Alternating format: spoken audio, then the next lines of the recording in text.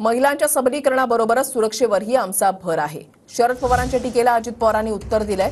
लाडकी बहीण योजना ग्रामीण भागामध्ये खूपच प्रसिद्ध झाली असं अजित पवारांनी म्हटलंय। 1500 रुपयांपेक्षा बहिणींची अब्रू वाचवण्याची गरज असल्याचं काल शरद पवार यांनी म्हटलेलं होतं। 1500 रुपये ठीक आहे, पण 1500 रुपयांपेक्षा आमच्या भगिनींची अब्रू वाचवणं, त्यांना संरक्षण देणं, त्यांचं रक्षण करणं याची खऱ्या अर्थानं आज गरज आहे। पण त्याच्याकडे आजच्या सरकारचं लक्ष नाही। लोकांची फसवणूक हे करण्याच्या उद्देश काम या ठिकाणी दिसत आहे।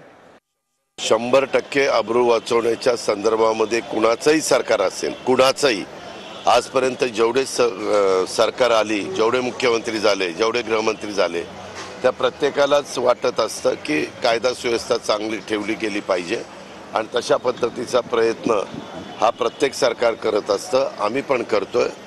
पण यावेळेस जरा लाडक्या बहिणीची योजना ही खूपच ग्रामीण भागामध्ये तरी पॉप्युलर झालेली दिसते आणि कुणाला वाटणार नाही की हे मदत म्हणजे सबल आणि सक्षम महिलेला करत असताना तिची सुरक्षितता आणि तिचं संरक्षण हे पण महत्त्वाचं आहे।